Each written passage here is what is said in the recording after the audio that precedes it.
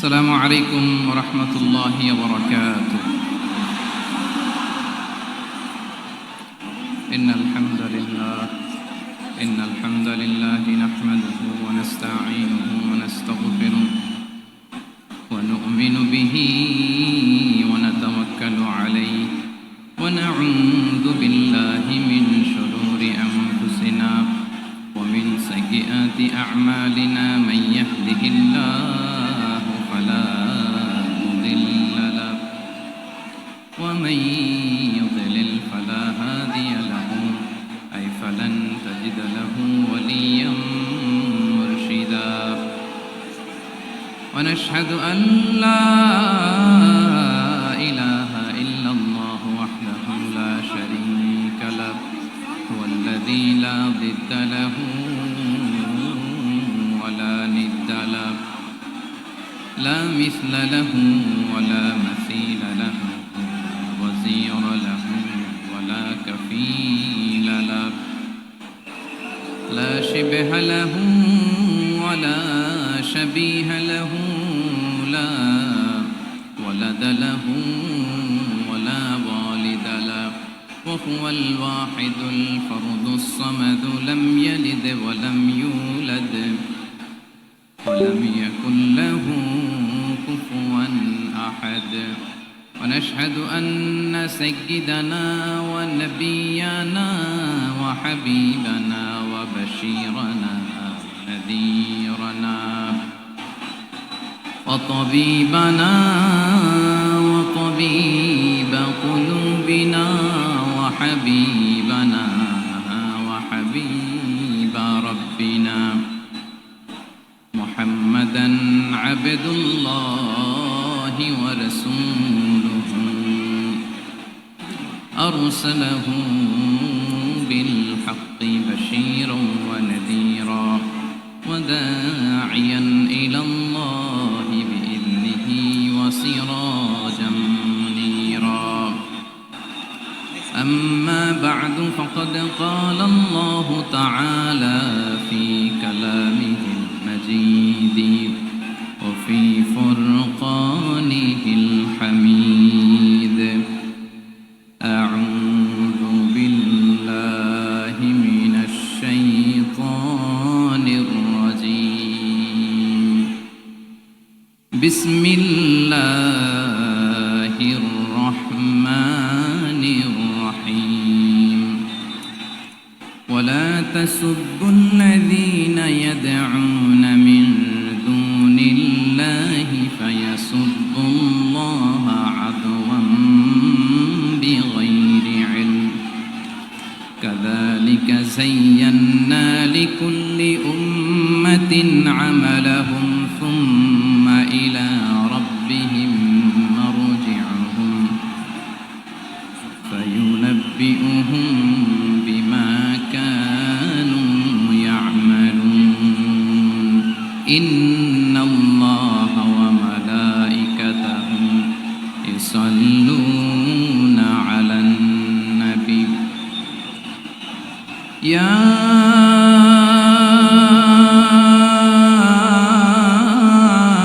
أيها الذين آمنوا صلوا عليه وسلموا تسليما.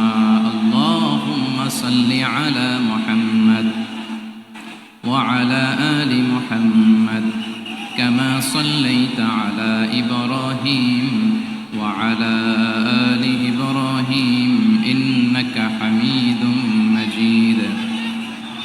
اللهم بارك على محمد وعلى آل محمد كما باركت على إبراهيم وعلى آل إبراهيم إنك حميد مجيد.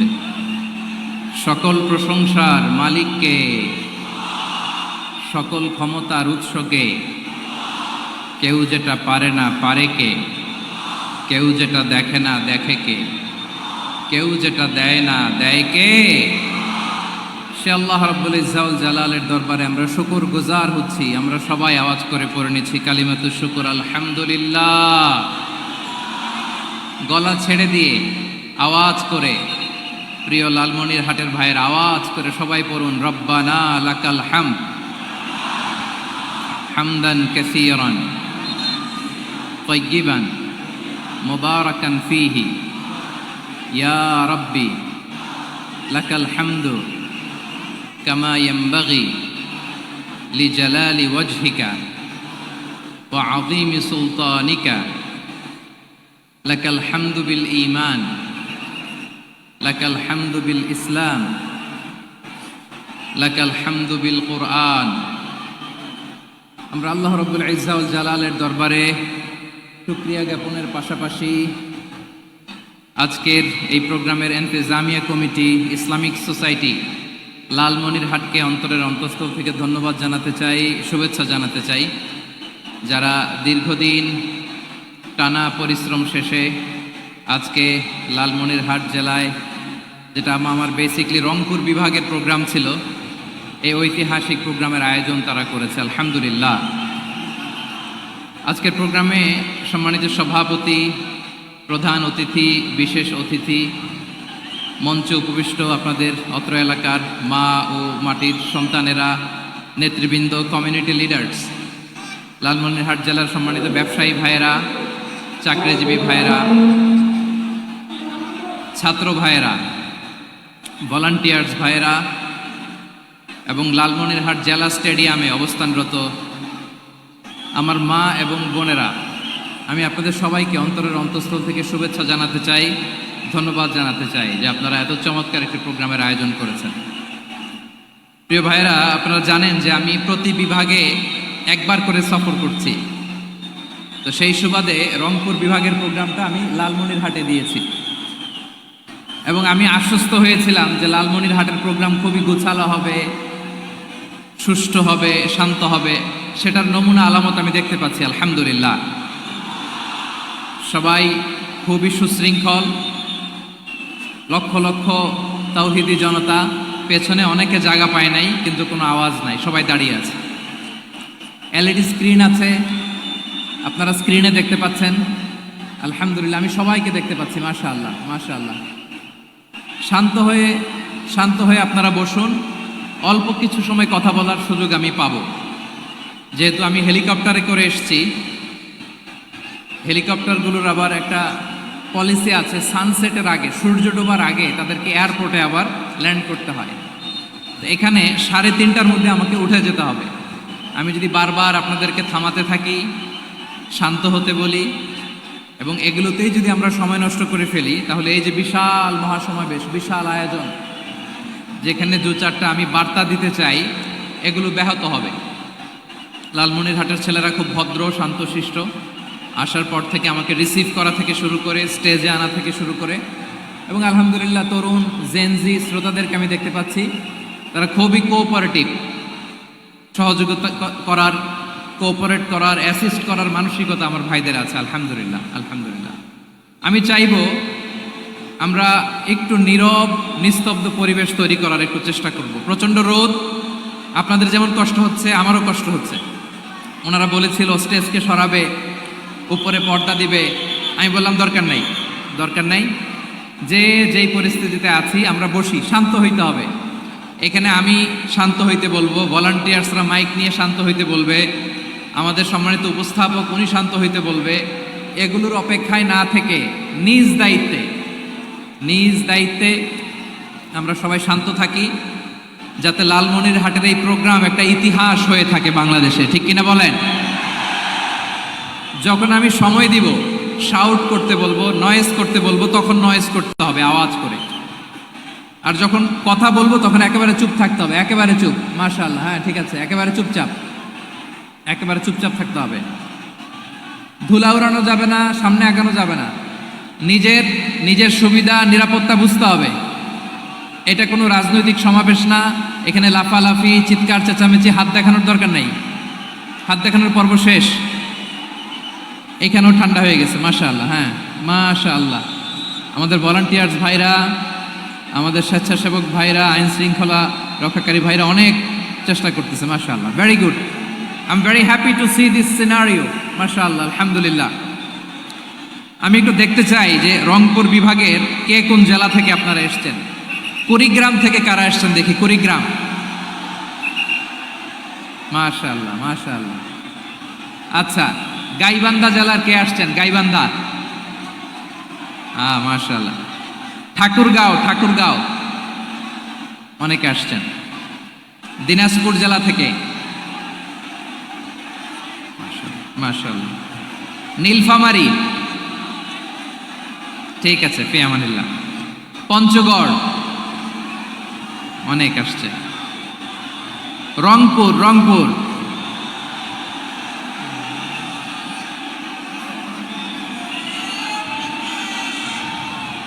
মাশাআল্লাহ মাশাআল্লাহ, ঠিক আছে। লালমনিরহাটের কারা দেখি, লালমনিরহাট।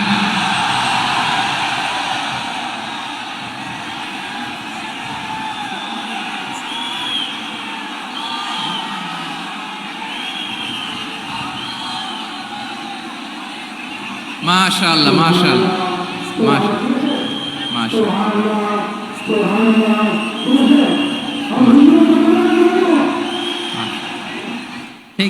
ঠিক আছে। আচ্ছা, এই রংপুর বিভাগের বাইরে থেকে অন্য জেলার কারা কারা আসছেন দেখি, তাও আছে অনেকে। মাশাআল্লাহ, ঠিক আছে। আজকের প্রোগ্রামে উপস্থিত আছেন প্রধান অতিথি হিসেবে অধ্যক্ষ আসাদুল হাবিব দুলু ভাই, সাংগঠনিক সম্পাদক বিএনপি, জাতীয় নির্বাহী কমিটির সভাপতি, জেলা বিএনপি লালমনিরহাট। বিশেষ অতিথি হিসেবে আমাদের অনেক ভাইরা এসছেন, সবাইকে শুকরিয়া জানাই। সভাপতিত্ব করছেন জনাব আব্দুল হাকিম। আইন শৃঙ্খলা বাহিনী, প্রশাসন, ভলান্টিয়ার্স, শুনেছি আমি প্রায় 5,000 ভলান্টিয়ার্স আপনারা নিয়োগ দিয়েছেন। আলহামদুলিল্লাহ। অনেক গোছালো প্রোগ্রাম। আমার প্রাণ ঢালা ভালোবাসা জানবেন, আমার হৃদয়ের গহীন থেকে ভালোবাসা নেবেন, শুভেচ্ছা জানবেন সবাই। ঠিক আছে। প্রিয় ভাইরা, আমরা আর কাল বিলম্ব না করে মূল আলোচনায় চলে যেতে চাই। আজকে যে টপিকের উপর আমি কথা বলবো, টপিকটা হচ্ছে peaceful coexistence and communal harmony, শান্তিপূর্ণ সহাবস্থান এবং সাম্প্রদায়িক সম্প্রীতি। আমাদের বাংলাদেশে সাম্প্রদায়িক সম্প্রীতি আছে না নাই? আবহমান কাল থেকে আমরা মুসলিম, হিন্দু, বৌদ্ধ, খ্রিস্টান, পাহাড়ি, নৃগোষ্ঠী মিলেমিশে একাকার, আমরা সবাই মিলে বাংলাদেশ। আওয়াজ করে বলেন ঠিক কিনা? আমাদের পারস্পরিক সম্প্রীতি, ভালোবাসা, সৌহার্দ্যপূর্ণ আচরণ, বোঝাপড়া, এটা বেশ মজবুত। তবে মাঝে মাঝে আমাদের এই সম্প্রীতির ভেতরে অনেকে ফাটল ধরাতে চায়। আমরা যে সুখে আছি, শান্তিতে আছি, এটা অনেকের ভালো লাগে না, ঠিক কিনা বলেন? আমাদের মধ্যে সাম্প্রদায়িক সম্প্রীতি, সৌহার্দ্যপূর্ণ আচরণ, ভালোবাসা, এটা আবহমান কাল ধরে আছে। তার প্রমাণ, আমরা তাফসিরুল মাহফিলের আয়োজন করলে আমাদের হিন্দু ভাইরা ডিস্টার্ব করে না, ঠিক কিনা? এবং আমি যদি বলি হাত তোলেন, হিন্দু ধর্মের কারা কারা এসেছেন, কত শত কত হাজার যে হাত উঠবে, আপনি অবাক হয়ে যাবেন। আমি চাচ্ছি না হাত উঠাতে। খুলনাতে সর্বশেষ যে আমি প্রোগ্রাম করে গেলাম, সেখানে কয়েকশো হিন্দু ভাই আসছে আমাদের আলোচনা শুনতে। আলহামদুলিল্লাহ। অনেক বৌদ্ধরা আসে, অনেক খ্রিস্টানরা আসে। এবার সফরেও অনেক হিন্দু ভাইরা আমার সাথে দেখা করেছে। তারা বলেছে, হুজুর, আমরা আপনার আলোচনা শুনি। আলহামদুলিল্লাহ বলেন। So it's our responsibility to present our religion to our non-Muslim brothers and sisters. আমাদের অমুসলিম ভাই বোনদের কাছে ইসলামের সৌন্দর্য তুলে ধরা, এটা আমাদের দায়িত্ব। We all are the ambassador of Islam. আমরা প্রত্যেকে দায়িত্বশীল, আমরা প্রত্যেকে এক একজন ইসলামের অ্যাম্বাসেডর। আলহামদুলিল্লাহ বলেন। এজন্য এমনভাবে দ্য বিউটি অফ ইসলাম, ইসলামের সৌন্দর্য আমাদেরকে ফুটিয়ে তুলতে হবে, যাতে করে নন মুসলিমরা শাহাদা পড়ে, কালিমা পড়ে মুসলমান হয়ে যায়। অনেক নন মুসলিম ভাই বোন আমাদের হাতে শাহাদা পড়ে, কালিমা পড়ে মুসলমান হয়েছে অনেক। সো আমরা যেন ইসলামের বিউটিটাকে তুলে ধরতে পারি এবং এই যে সম্প্রীতি, এটাকে যেন আমরা অটুট রাখতে পারি। আদতে বাংলাদেশের ইতিহাস বলে আমাদের দেশে কোনো দাঙ্গা নাই, আছে? লালমনিরহাটের ভাইয়ের আওয়াজ করে বলেন, আমাদের দেশে হিন্দু মুসলিম দাঙ্গা আছে? আমরা ভাই ভাই, আওয়াজ করে বলুন তো, আমরা কি ভাই ভাই? কিন্তু কিছু দুষ্ট লোক আছে তারা আমাদের সম্পর্কের মধ্যে ফাটল ধরাতে চায়, ঠিক কিনা বলেন?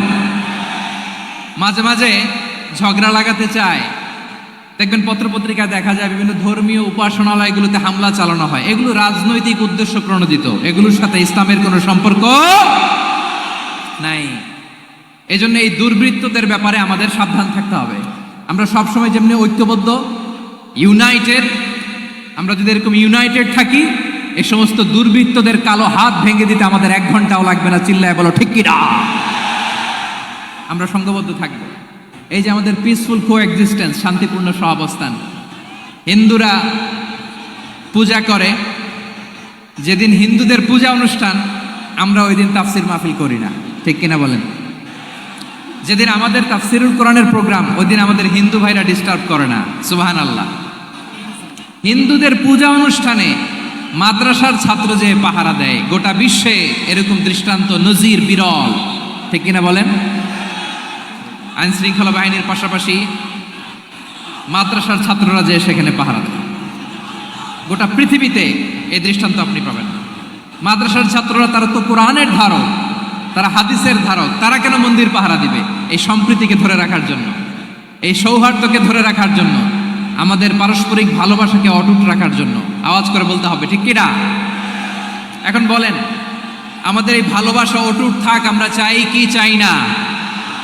আমরা হিন্দু মুসলিম মিলেমিশে শান্তিপূর্ণ সহাবস্থান, সাম্প্রদায়িক সম্প্রীতি। লালমনিরহাটের ভাইয়ের আওয়াজ করে বলুন, এই সাম্প্রদায়িক সম্প্রীতি আমরা চাই কি চাই না? আল্লাহ এই দেশকে তুমি বরকতময় করো, বাংলাদেশকে তুমি শান্তিময় করো। আওয়াজ করে সবাই বলেন আমিন। এই জায়গাটাতে সামান্য একটু আওয়াজ হচ্ছিল, এটাও থেমে গেছে। আলহামদুলিল্লাহ, আলহামদুলিল্লাহ। এখন একেবারে everything is in my control. মাশাআল্লাহ। ঠিক আছে, আমি মূল আলোচনায় যাই। প্রিয় ভাইরা, আমি বলেছিলাম আমার আলোচনার বিষয় হচ্ছে শান্তিপূর্ণ সহাবস্থান, সাম্প্রদায়িক সম্প্রীতি। আমরা দেখব ইসলাম আমাদেরকে কি কি দিক নির্দেশনা দেয়। শান্ত হইতে হবে। খরগোশের কানের মতো কান দুটো আমার দিকে করে রাখেন। আমি এখনো উঠে যাব, হাত নাড়ায় লাভ নাই, আমি উঠে যাব।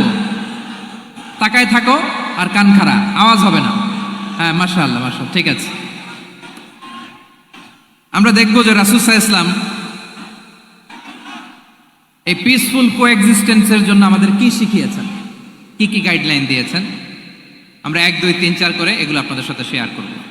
আমি আপনাদের খেদমতে সূরাতুল আনআমের 108 নম্বর আয়াত তেলাওয়াত করেছি।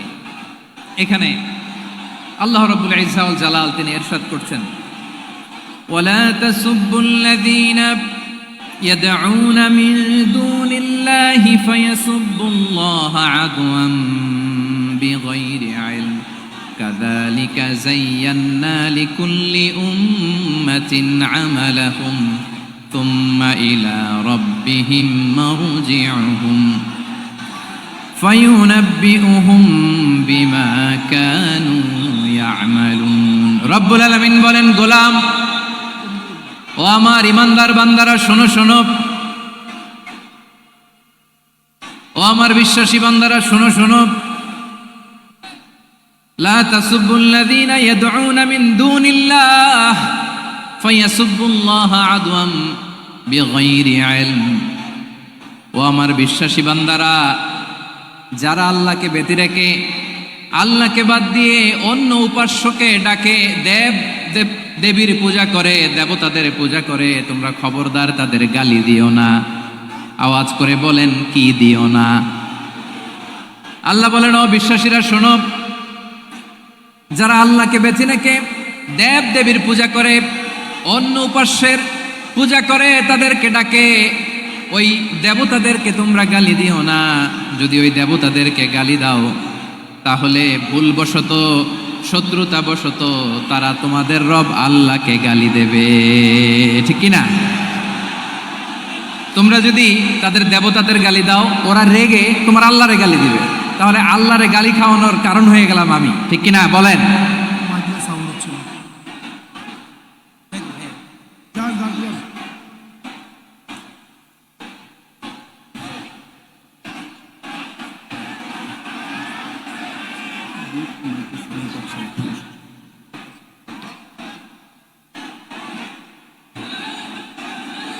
সম্মানিত ভাইয়েরা, এত বিশাল প্রোগ্রাম, মাইকের একটা সেট আপ থাকে, তারগুলো অনেক সময় নড়ে যায়, ধাক্কা ধাক্কিতে ডিসপ্লেস হয়, একটু ঝামেলা হবে।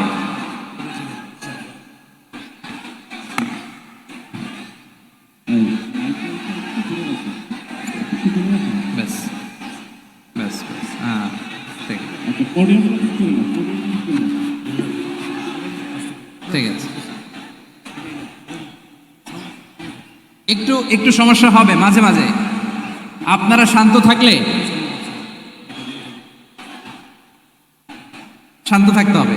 এইভাবে সাউন্ড নাই, এই নাই, এই বলতে বলতে আমার সময়ও নাই, উঠে যেতে হবে, এগুলো বোকামি।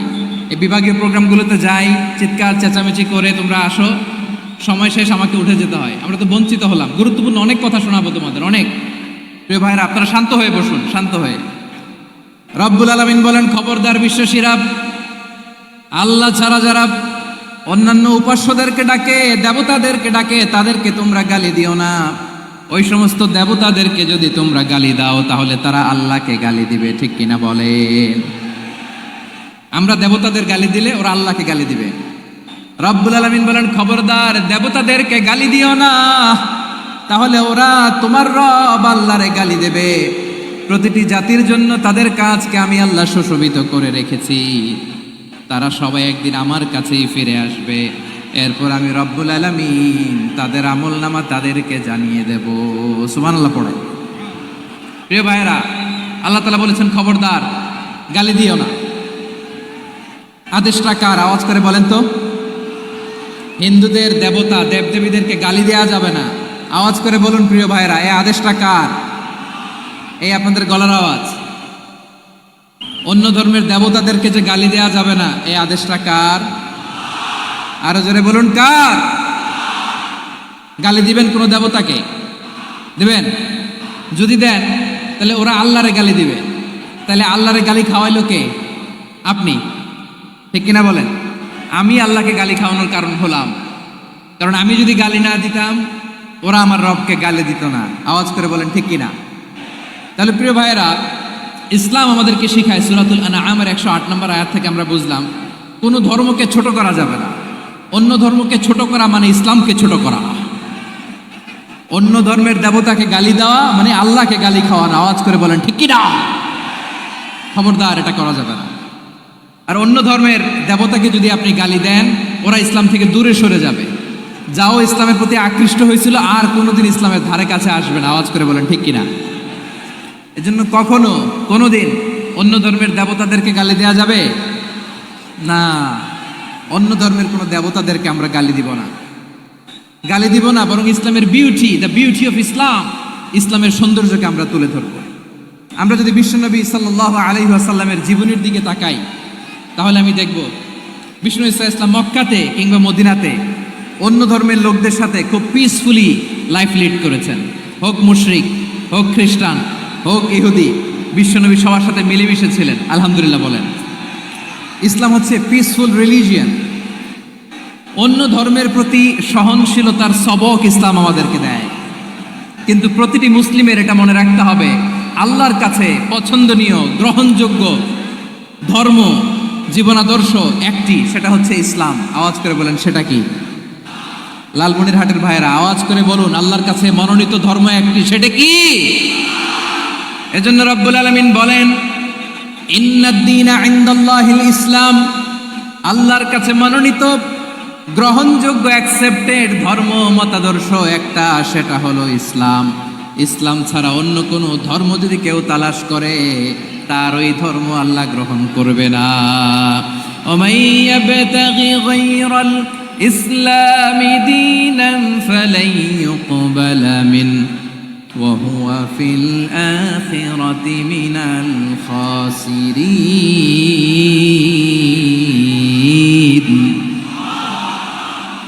Whoever seek anything except Islam, that won't be accepted from him, and he will be loser in the day of judgment. কিয়ামতের দিন ইসলাম ছাড়া কেউ যদি অন্য কোনো ধর্ম তালাশ করেছে দুনিয়াতে, তার এই মতাদর্শ গ্রহণ করা হবে না।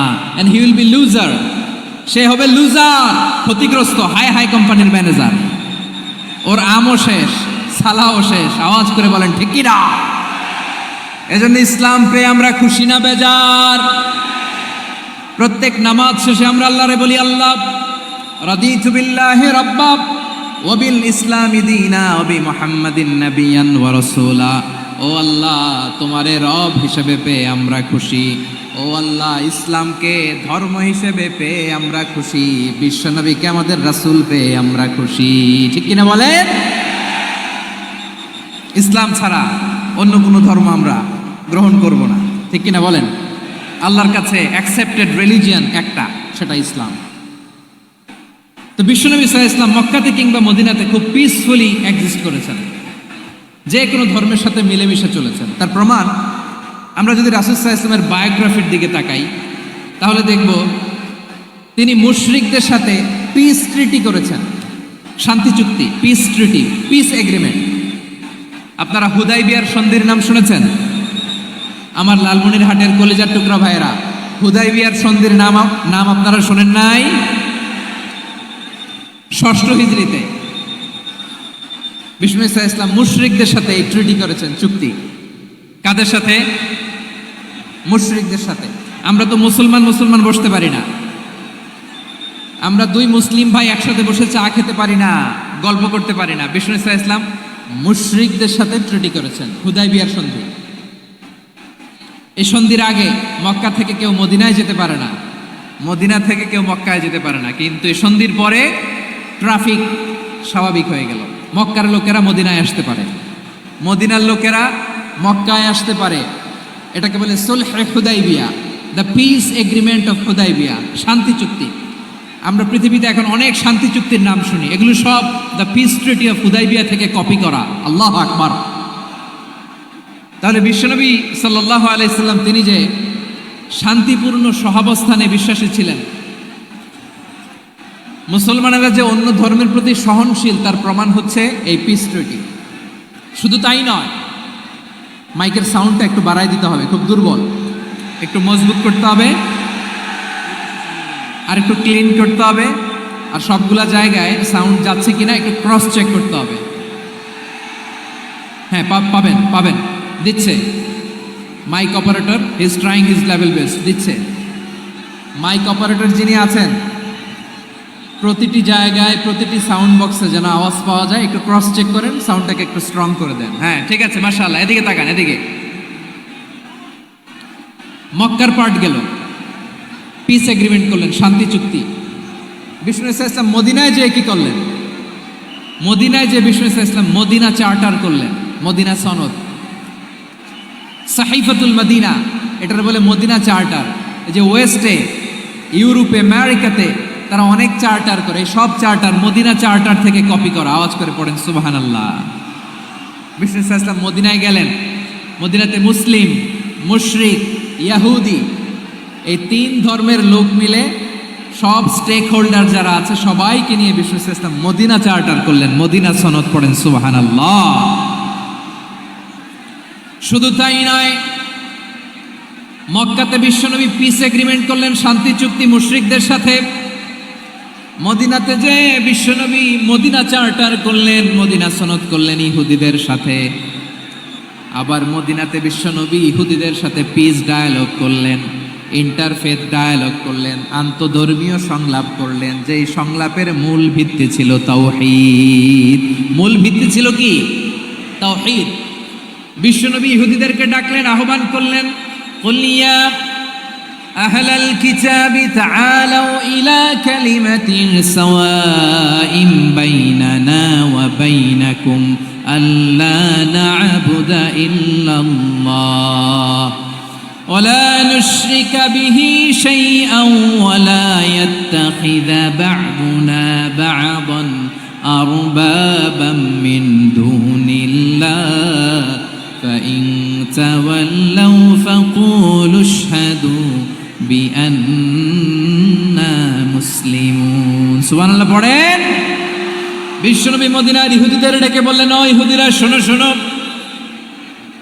আসো এমন একটা আদর্শের প্রশ্নে আমরা একত্রিত হই, যে আদর্শের প্রচার তোমাদের নবীরাও করেছে, আমিও করি, যে আদর্শের কথা তোমাদের পবিত্র ধর্মগ্রন্থগুলোতে আছে, আমার কোরআনেও আছে। সেটা হলো তাওহীদ। আমরা এক আল্লাহ ছাড়া কারো ইবাদত করব না, আল্লাহর সাথে কাউরে শরীক করব না, আল্লাহ ছাড়া কাউরে রব মানব না। পড়েন সুবহানাল্লাহ।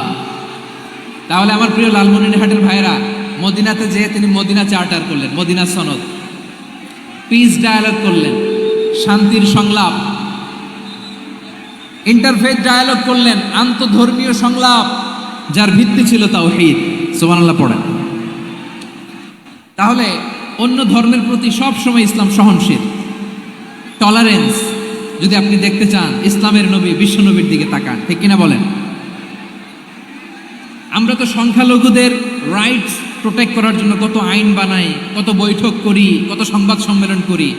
বিষ্ণু সাল্লাল্লাহু আলাইহি ওয়াসাল্লাম সংখ্যালঘুদের রাইটসের ব্যাপারে, অধিকারের ব্যাপারে যে কথা বলেছেন, শুনলে আপনি অবাক হয়ে যাবেন। বিশ্বনবী বলেন, আলা মান যালামা মুআহাদান আও ইনতাকাসাহু আও কাল্লাফাহু ফাওকা তাআতিহি আও কাল্লাফাহু ফাওকা তাকাতিহি আও আখাযা মিনহু শাইআন বিগাইরি তিবি নাফসিন ওয়া আনা হাজিজুহু ইয়াউমাল কিয়ামা। খবরদার, জেনে রেখো, কেউ যদি কোনো সংখ্যালঘুর উপরে অত্যাচার করে, কোনো সংখ্যালঘুর প্রাপ্য থেকে যদি কেউ কাউকে ঠকায়, সংখ্যালঘুর উপর যদি কেউ কষ্ট দেয়, কোনো সংখ্যালঘুর সম্পদ যদি কেউ জোর করে কেড়ে নেয়, আমি কিয়ামতের দিন বিশ্বনবী ওই সংখ্যালঘুর পক্ষে আর ওই মুসলমানদের বিপক্ষে বাদী হয়ে দাঁড়াবো। সুবহানাল্লাহ বলতে পারলেন না? আল্লাহু আকবার। আপনি নামাজি, আপনি মুসল্লি, আপনি হাজী সাহেব, তাহাজ্জুদ পড়তে পড়তে কপালে দাগ ফেলে দিছেন, আপনার প্রতিবেশী হিন্দু, ভাবছেন আমার তো পাওয়ার আছে, ওর জমিটা দখল করি। বিশ্বনবী বলেন, কিয়ামতের দিন ওই হিন্দুর পক্ষে তোর বিরুদ্ধে আমি বাদী হয়ে দাঁড়াবো। পৃথিবীর কোন ধর্মে এরকম স্টেটমেন্ট পাবেন? পাবেন? আপনি ভাবছেন আপনি নামাজ পড়লে হাজী সাহেব কপালে দাগ ফেলাই দিলে আপনি সালসালায় জান্নাতে চলে যাবেন না? খবরদার। বিশ্বনবী বলেন, কোন সংখ্যালঘুর উপর যদি কেউ আক্রমণ করে, তার প্রাপ্য তাকে না দিয়ে যদি তাকে ঠকায়, তার উপর জুলুম করে, তার সম্পদ যদি কেড়ে নেয়, আমি নবী, তুমি মুসলিম হইতে পারো, মুসল্লি হইতে পারো, তার পক্ষে, তোমার বিপক্ষে আল্লাহর দরবারে বাদী হয়ে দাঁড়াবো। আচ্ছা লালমনিরহাটের ভাইরা, কথা বুঝতে পারলে আওয়াজ করে উত্তর দেন। বিশ্বনবী যদি কারো বিপক্ষে দাঁড়ায় কিয়ামতের দিন, আই রিপিট, আমি আবারও বলছি, বিশ্বনবী যদি কিয়ামতের দিন কারো বিপক্ষে দাঁড়ায়, ও তো সালসালায়া জান্নাতি, তাই না? জান্নাতি না? যে নবীর সুপারিশ ছাড়া জান্নাতের গেটও দেখা যাবে না, ওই নবী যদি বলে তোর বিপক্ষে আমি বাদী হয়ে দাঁড়াবো, ওই জান্নাতে আর ঢোকার কোনো সুযোগ আমাদের থাকবে? এখানেই শেষ না আমার প্রিয় লালমনিরহাটের ভাইয়েরা, এখানেই শেষ নয়। বিশ্বনবী বলেন, মান কাতালা মুআহাদান, বুখারীর বর্ণনা, মান কাতালা মুআহাদান লাম ইয়ারাহ রাইহাতাল জান্নাহ। কেউ যদি, কোনো মুসলিম যদি অন্যায়ভাবে কোনো সংখ্যালঘুকে হত্যা করে, কোনো হিন্দুকে হত্যা করে, কোনো বৌদ্ধরে হত্যা করে, অন্যায়ভাবে কোনো মুসলিম যদি কোনো সংখ্যালঘুরে হত্যা করে, জান্নাতে যাওয়া তো দূরের কথা, ওই মুসলিম জান্নাতের ঘ্রাণও পাবে না। সেই বুখারীর বর্ণনা, মান কাতালা মুআহাদান লাম ইয়ারাহ রাইহাতাল জান্নাহ ওয়া ইন্না রিহাহা লা ইউজাদু মিন মাসিরাতি 40 আমা। যে জান্নাতের ঘ্রাণ 40 বছর দূরের রাস্তা থেকেই পাওয়া যায়। সুবহানাল্লাহ পড়েন। প্রিয় ভাইরা, এখান থেকে জান্নাতে পৌঁছতে লাগবে 40 বছর। এত দূর, কত বছর? সবাই বলেন কত বছর? এখান থেকে জান্নাতে পৌঁছতে লাগবে 40 বছর। এত দূরে থাকতেই জান্নাতের ঘ্রাণ আপনার নাকে এসে ধাক্কা মারবে। বিষ্ণুই বলেন, যে ব্যক্তি কোনো সংখ্যালঘুকে হত্যা করে, জান্নাতের ঘ্রাণ তো পাবেই, জান্নাতে তো ঢুকতে পারবেই না, জান্নাতের ঘ্রাণও তার নাকে লাগবে না। পড়েন না আউযুবিল্লাহ। তাহলে সংখ্যালঘুদের ব্যাপারে ইসলামে অধিকার দেয়া আছে না নাই? লালমনিরহাটের ভাইয়ের আওয়াজ করে বলেন, আমার সংখ্যালঘু হিন্দু ভাইদের রাইটস, অধিকার আমাদের ইসলামে প্রোটেক্টেড আছে না নাই? এখানেই শেষ না।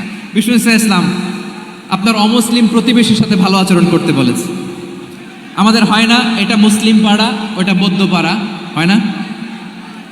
অনেক সময় হয় না এটা আমাদের মুসলিম পাড়া, ওইটা হিন্দু পাড়া, এরকম আছে না নাই? লালমনিরহাটে নাই না? আছে? হিন্দু যদি আপনার প্রতিবেশী হয় কি করবেন? ওরে কষ্ট দিবেন নাকি? কেন, ও তো হিন্দু, ও তো আমার আল্লাহরে ডাকে না, ওরে কষ্ট দিলে যায় যাবে না? খবরদার। বিষ্ণু ঈসা ইসলাম বলেন, মান কানা ইউমিনু বিল্লাহ ওয়াল ইয়াউমিল আখির ফালিউকরিম জারাহ, যে আল্লাহ বিশ্বাস করে আর আখিরাতে বিশ্বাস করে সে যেন প্রতিবেশীর সাথে ভালো আচরণ করে। সুবহানাল্লাহ। কলিজা জুড়ায় যায় না আমার নবীর কথাগুলো শুনলে? যে আল্লাহ বিশ্বাস করে, যে আখিরাতে বিশ্বাস করে সে যেন প্রতিবেশীর সাথে ভালো আচরণ করে। এখানে বলছে মুসলিম প্রতিবেশী, বলছে নামাজি প্রতিবেশী, বলছে আল্লাহওয়ালা প্রতিবেশী, বলছে না। প্রতিবেশী আস্তিক হোক নাস্তিক হোক, প্রতিবেশী মুমিন হোক মুশরিক হোক, প্রতিবেশী হইলেই তার সাথে ভালো আচরণের দরকার আছে না নাই? আমার প্রিয় লালমনিরহাটের ভাইয়েরা, বিষ্ণু ঈসা ইসলাম ওনার ইহুদি প্রতিবেশীদের দেখাশোনা করতেন। আওয়াজ না শোনা যাক, আমারও তো দেখা যায়, আমারও তো দেখা যায়। তাকায় থাকেন, তাকায় থাকলে সওয়াব হবে। কোরআনের কথা যেখান থেকে হয় এদিকে তাকায় থাকলেই বরকত। তাকায় থাকেন। জি জি, মাইক, আমি তার মাইক ঠিক করতে আসি না এদিকে, এই মাইক ঠিক করব, ওই মাইক ঠিক করব, ওদিকে পাইলট বলবে হুজুর চলে আসেন। জি বসুন, বসুন, মাশাআল্লাহ। হ্যাঁ, খুব শান্ত, ঠিক আছে। পুলিশ ভাইরা না খেয়ে দিনরাত আপনারা যাতে সুশৃঙ্খল একটা প্রোগ্রাম উপহার পান এটাই চেষ্টা করতেছে, আপনাদেরকে কষ্ট দিতে আসে নাই। একটু একটু সহযোগিতা করেন। জি মাশাআল্লাহ, হ্যাঁ ঠিক আছে। আমার প্রিয় ভাইরা, প্রতিবেশী আস্তিক হোক নাস্তিক হোক, মুসলিম হোক হিন্দু হোক, তার সাথে ভালো আচরণ করতে হবে। বিষ্ণু ঈসা ইসলাম ওনার ইহুদি প্রতিবেশীর বাসায় যেতেন। কোন প্রতিবেশী? ইহুদি। আওয়াজ করে বলেন, কোন প্রতিবেশী? ইহুদি। এক ইহুদি কিশোর বিষ্ণু ঈসা ইসলামের খেদমত করতে, ইহুদি ছেলে আমার নবীর খেদমত করতো, তারা ছিল নবীর প্রতিবেশী। তো অনেক দিন হয় ইহুদি ছেলেটা আসে না। বিষ্ণুনবী খোঁজ দিলেন, ঘটনা কি? একটা ইহুদি ছেলে না আমার খেদমতে আসতো, ছেলেটা কই? খোঁজ নিয়ে জানলেন ছেলেটা অসুস্থ। বিষ্ণু ঈসা ইসলাম ওই ইহুদির বাড়িতে চলে গেলেন ওই ছেলেটাকে দেখা করার জন্য, ভিজিট করার জন্য। সুবহানাল্লাহ পড়বেন না?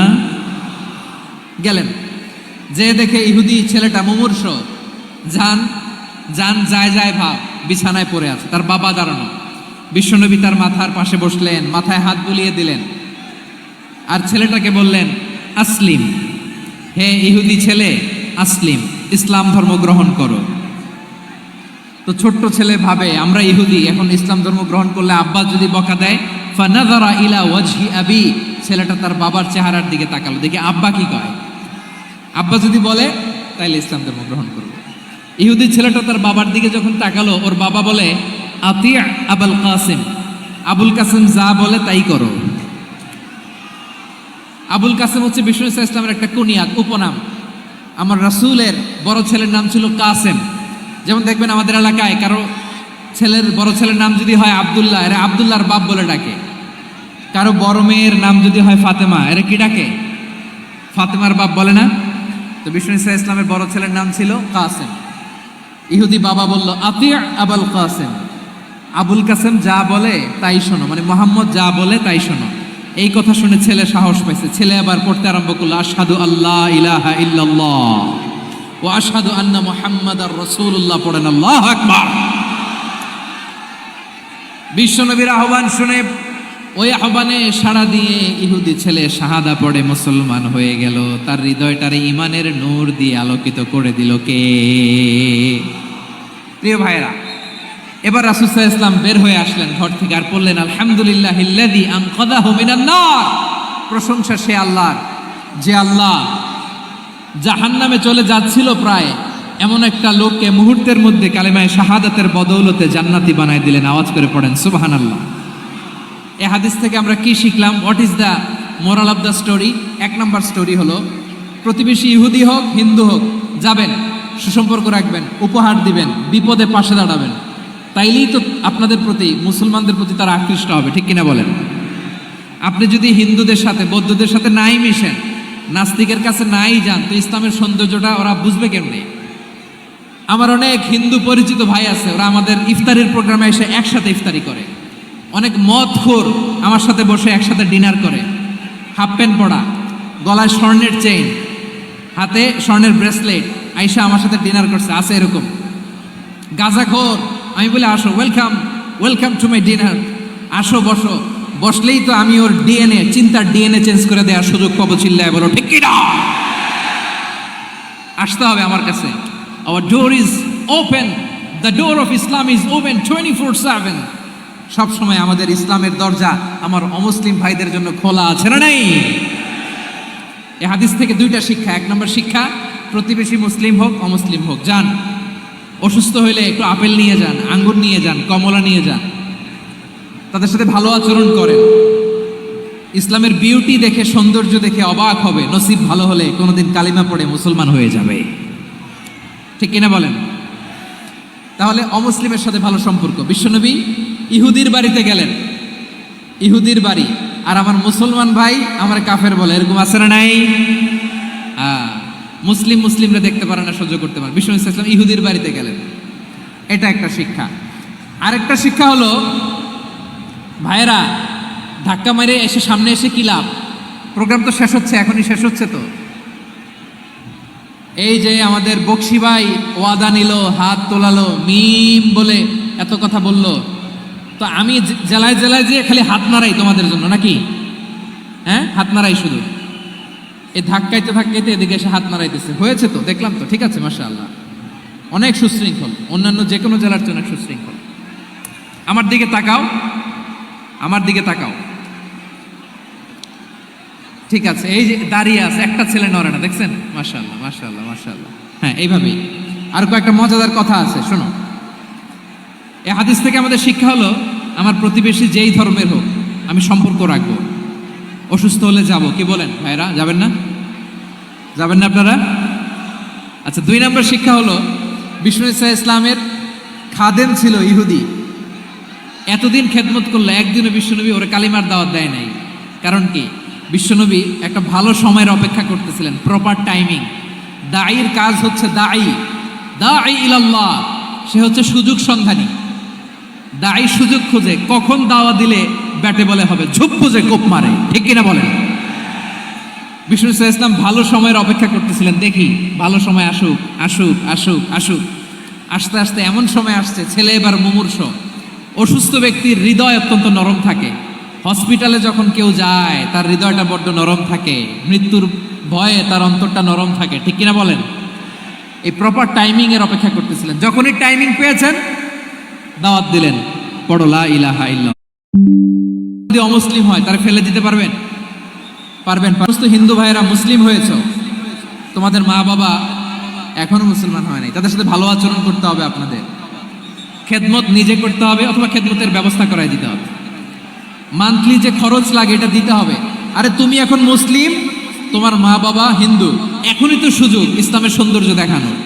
এখন মা বাবা যদি দেখে, আরে এটা হিন্দু থাকতে তো বদমাইশ ছিল, বেয়াদব ছিল, কি এমন ধর্ম সে গ্রহণ করলো যেটা গ্রহণের সাথে সাথে সে পাল্টে গেল? কি এমন ধর্ম সে গ্রহণ করেছে যেটা তার জীবনকে আলোকিত করে দিয়েছে?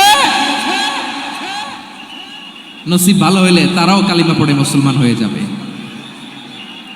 বিষ্ণু ইসা ইসলামের স্ত্রীর নাম ছিল আয়েশা রাদিয়াল্লাহু তাআলা আনহা, আবু বকর রাদিয়াল্লাহু তাআলা আনহুর মেয়ে। আবু বকর রাদিয়াল্লাহু তাআলা আনহুর আরেক মেয়ের নাম হচ্ছে আসমা। কি নাম? দুজনই আবু বকর রাদিয়াল্লাহু তাআলা আনহুর মেয়ে, আসমা আর আয়েশা। নাম দুটো কেমন লাগে? আসমা নামটা কেমন লাগে? আয়েশা নামটা কেমন লাগে? সবার ভালো লাগে নাই? নাম দুটো আপনাদের ভালো লাগে? লালমনিরহাটে অনাগত যদি কন্যা সন্তান হয়, যদি মনে চায় আসমা রেখে দিতে পারবেন, যদি মনে চায় আয়েশা রেখে দিয়েন। দেশে বিদেশে এয়ারপোর্টে রাস্তাঘাটে শুধু বলে, হুজুর একটা নাম দেন, আমার ছেলের একটা নাম দেন, মেয়ের একটা নাম দেন। তো আমার মনে আছে যশোরের আবদিনের মাহফিলে আমি একটা দুইটা নাম দিয়েছিলাম। আজকে লালমনিরহাটের এই প্রোগ্রামে কন্যা সন্তান যদি হয়, দুটা নাম দিলাম, আসমা কিংবা আয়েশা। ইনশাআল্লাহ পড়েন। দুজন বোন, এক মায়ের না, বাবা এক মা দুইজন। আয়েশা রাদিয়াল্লাহু তাআলা আনহার মায়ের নাম উম্মে রুমান, আর আসমা রাদিয়াল্লাহু তাআলা আনহার মায়ের নাম কুতাইলা বিনতে আব্দুল উজ্জা। আবু বকর রাদিয়াল্লাহু তাআলা আনহু 4টা বিয়ে করেছিলেন। তো একই ঘটনা ঘটেছে এই ফ্যামিলি। কলিজার টুকরা সন্তান আসমারে দেখার জন্য কিছু উপহার নিয়ে বিশাল মরুপথ পাড়ি দিয়ে মক্কা থেকে মদিনায় যায়। সুবহানাল্লাহ বলেন। এখন মা আসছে মেয়ের সাথে দেখা করতে, মেয়ে তো আর দেখা দেয় না। মেয়ে ভাবছে আমার মা তো মুশরিকা, অপবিত্রা, তার সাথে কি দেখা দেয়া যাবে? বিশ্বনবীর দরবারে চলে গেলেন। সুবহানাল্লাহ বলেন। কি সৌভাগ্যবান ছিল তারা, মাসলা জানার দরকার হলেই নবীর দরবারে চলে যেত। ঘরে বউয়ের সাথে ঝগড়া হলে নবীর দরবারে চলে যেত। অনেক সাহাবী বলে আমার পেটে ক্ষুধা লাগলো আমি নবীর কাছে চলে যেতাম, কারণ নবীর চেহারার দিকে তাকালেই আমার পেটের ক্ষুধা মিটে যেত। সাইয়েদনা আসমা রাদিয়াল্লাহু তাআলা আনহা বিশ্বনবীর কাছে চলে গেলেন, যে বললেন ইয়া রাসূলুল্লাহ ইয়া হাবিবাল্লাহ ইন্না উম্মি কাদিমাতুন ইলাইয়া ওয়া হিয়া রাগিবা। আমার মা মক্কা থেকে অনেক দূর মরুর পথ পাড়ি দিয়ে উপহার সামগ্রী নিয়ে মদিনায় আমার সাথে দেখা করতে এসেছে গো নবী। আমার জানতে বড্ড ইচ্ছে হয় আমি আমার মুশরিকা মায়ের সাথে একটু দেখা করতে পারবো কিনা। আফা আসিলুহা, আগে যেমনি আমি আমার মায়ের সাথে ভালো আচরণ করতাম, যেমনি আমি আমার মায়ের সাথে সদাচরণ করতাম গো নবী, এখন আমি মুসলিমা মা মুশরিকা, এখনো কি আগের মতো সদাচরণ করতে পারবো নাকি? বিশ্বনবী বললেন নাম সিদিহা, হ্যাঁ রে আসমা, অবশ্যই অবশ্যই, আগে ঠিক যেমন তুমি তোমার মায়ের সাথে ভালো আচরণ করতে এখনো তেমনি আগের মতো ভালো আচরণ করবা। আওয়াজ করে পড়েন সুবহানাল্লাহ। কি ইসলাম আমরা পেয়েছি, কত ব্রড মাইন্ডেড আমাদের ইসলাম, কত ওপেন মাইন্ডেড ইসলাম, কত ওপেন আপ করতে পারে, চিন্তা করতে পারেন। বিষ্ণু বললেন হ্যাঁ অবশ্যই, নাম সুলিহা, আগে যেমনি ভালো আচরণ করছো আসমা এখন ওই রকমই করো, পারলে আরো বাড়াই করো। সুবহানাল্লাহ বলেন। তাহলে আমার যে হিন্দু ভাইয়েরা হিন্দু বোনেরা ইমানের বদৌলতে দৌলতে আপনি ধন্য হয়েছেন, আপনার আম্মা আব্বা এখনো মুসলমান হয় নাই, তাদের জন্য দোয়া করেন, তাদের জন্য দোয়া করেন, আল্লাহ যেন তাদেরকেও ইমানের দৌলত দান করে। আমরা সবাই পড়ি আমিন, আরো জোরে পড়েন আমিন। এখন বলেন ইসলাম কি ন্যারো মাইন্ডেড রিলিজিয়ান না ব্রড মাইন্ডেড? লালমনিরহাটের যুবক ভাইরা আওয়াজ করো, ইসলাম কি ন্যারো মাইন্ডেড না ব্রড মাইন্ডেড? কতটা ব্রড মাইন্ডেড দেখেন। বিশ্বনবী সাল্লাল্লাহু আলাইহি সাল্লাম অমুসলিমরা যদি নবীকে উপহার দিত ওই উপহারও বিশ্বনবী গ্রহণ করতেন। সুবহানাল্লাহ পড়েন। আপনার অমুসলিম বন্ধু যদি উপহার দেয় সেটাও আপনি নিতে পারবেন, যেটা নেওয়া জায়েজ। কিন্তু আপনার বন্ধু যদি আপনার মদের বোতল দেয় নিতে পারবেন? হ্যাঁ, মদের বোতল দিলে পারবেন না। আপনার বন্ধু যদি আপনার পর্ক দেয়, পর্ক শুকরের গোশত মিশ্রিত কোনো খাবার, ওটা নিতে পারবেন না। হালাল যে কোনো জিনিস নিতে পারবেন। বিশ্বনবী সাল্লাল্লাহু আলাইহি ওয়াসাল্লাম অমুসলিমদের দেয়া হাদিয়া গ্রহণ করতেন। কেমন নবী ছিলেন? আমার নবীরে চিনে নেন, আমার নবীর অ্যাটিটিউড জেনে নেন। বিশ্বনবী সাল্লাল্লাহু আলাইহি ওয়াসাল্লাম যখন কোনো জনপদে যেতেন 3টা অপশন নিয়ে যেতেন। প্রিয় ভাইয়েরা আওয়াজ করে বলতে হবে, কোনো জনপদে গেলে আমার নবীর অপশন থাকতো কয়টা? আমার মতো 3 আঙ্গুল উঁচু করে দেখান আর বলুন আমার নবী কোনো জনপদে গেলে কয়টা অপশন নিয়ে যেতেন? 1 নাম্বার অপশন আসলিম তাসলাম। নতুন এলাকায় গেলে বলতেন আসলিম তাসলাম, ইসলাম ধর্ম গ্রহণ করো, শান্তিতে থাকবা, আমার ভাই হয়ে যাবে, আমরা ভাই ভাই, ইসলাম মানো, আমরা ভাই ভাই। অপশন নাম্বার কত? 1। যদি বলে না ইসলাম মানবো না, ওকে, অপশন নাম্বার 2, মুসলিম হওয়ার দরকার নাই, লা ইকরাহা ফিদ্দিন, ইসলামে কোনো বাড়াবাড়ি নাই। খ্রিস্টান আছো থাকো, বৌদ্ধ আছো থাকো, ইহুদি থাকতে চাও থাকো, কিন্তু আমরা যেহেতু রিজিওনাল সুপার পাওয়ার, আমাদের আন্ডারে থাকো, ট্যাক্স দিয়া থাকো, এটার বলে জিজিয়া। আলেম যারা আছেন বুঝবেন এটার আরবিতে কি বলে, জিজিয়া। You pay us the tax, we will give you the security. তোমরা ট্যাক্স দিবা, আমরা সিকিউরিটি দিব, আমাদের আওতায় থাকবা, কেউ তোমাদেরকে আক্রমণ করতে পারবে না, আমরা নিরাপত্তা দিব। সুবহানাল্লাহ বলেন। এটা অপশন নাম্বার কত? আচ্ছা বুঝে থাকলে বলেন 1 নাম্বার অপশন কি ছিল? ইসলাম, ইসলাম মানো, শান্তিতে থাকবা, ভাই ভাই, আমরা ভাই ভাই। অপশন নাম্বার 2, ট্যাক্স দাও, আমরা নিরাপত্তা দিব, মুসলিম হওয়া লাগবে না। এখন 1 নাম্বারও মানে না, 2 নাম্বারও মানে না, মুসলিম হবো না, ভালো খ্রিস্টান থাকো, ট্যাক্স দাও, আমরা সিকিউরিটি দিব না, এটাও মানি না। বিষ্ণু বলেন তাহলে তলোয়ার আমাদের আর তোমাদের মাঝে ফয়সালা করবে, মুসলিমও হবে না, ট্যাক্স দিবা, নিরাপত্তা দিব, আমাদের আমরা সুপার পাওয়ার, আমাদের আন্ডারে থাকবে, এইটাও না। তাহলে তোমাদেরকে তো আমরা বিশ্বাস করতে পারি না। কখন না কখন বিশ্বাসঘাতকতা করো, কার সাথে মিলে হাত মিলাও, তলোয়ার আমাদের মাঝে ফায়সালা করবে। তখন তিনি জেহাদের সশস্ত্র সংগ্রামের ঘোষণা দিতেন। সুবহানাল্লাহ পড়েন। দেখেন, পশ্চিমারা জেহাদকে এইভাবে চিত্রায়িত করে না। ওরা জেহাদ বলতে বোঝায় তলোয়ার, হাত কাটো, গলা কাটো না। জেহাদ সশস্ত্র সংগ্রাম 3 নম্বরে। অধিকাংশ ক্ষেত্রেই বিশ্বনবীর সুন্দর আচরণ দেখে, আরে আমার নবীর যে নুরানি চেহারা, অনেকে তো কেবল সিরেফ চেহারাটা দেখেই কালিমা পড়ে মুসলমান হয়ে গিয়েছে। যারা মুসলিম হয় নাই তারা তাদের ইসলামেই বলবৎ ছিল, ট্যাক্স দিয়ে ইসলামের আন্ডারে ছিল। যারা এটাও মানে নাই ওইটাও মানে নাই, তাদের বিরুদ্ধে জেহাদ। বিষ্ণু ইসলাম 7ম হিজরিতে যখন খায়বার বিজয়ের পরে ইসলাম রিজিওনাল সুপার পাওয়ার হিসেবে আত্মপ্রকাশ করলো, বিশ্বনবী চিঠি লিখলেন অন্যান্য সুপার পাওয়ারের কাছে। রাষ্ট্রীয় চিঠি লেখে এক রাষ্ট্রপ্রধান আরেক রাষ্ট্রপ্রধানের কাছে। ঠিক কিনা বলেন? জানেন না আপনারা? এই যে 24-এর ছাত্র নাগরিক অভ্যুত্থানে, এই অভ্যুত্থান যখন শুরু হয়, আমি তখন সাউথ আফ্রিকাতে একটা স্ট্যাটাস দিয়েছিলাম, কোটা নয় গোটা দেশ সংস্কার করা লাগবে। শুধু বাংলাদেশ নয়, সারা বিশ্বের বাংলা ভাষাভাষী লোকেরা এই আন্দোলনের সাথে সমর্থন তারা করেছে, এটাকে সাপোর্ট করেছে, তারা সমর্থন দিয়েছে। আমাদের ইউনাইটেড আরব আমিরাতের বাংলাদেশি ভাইয়েরা তারা সেখানে রাস্তায় নেমে এসেছিল, জানেন?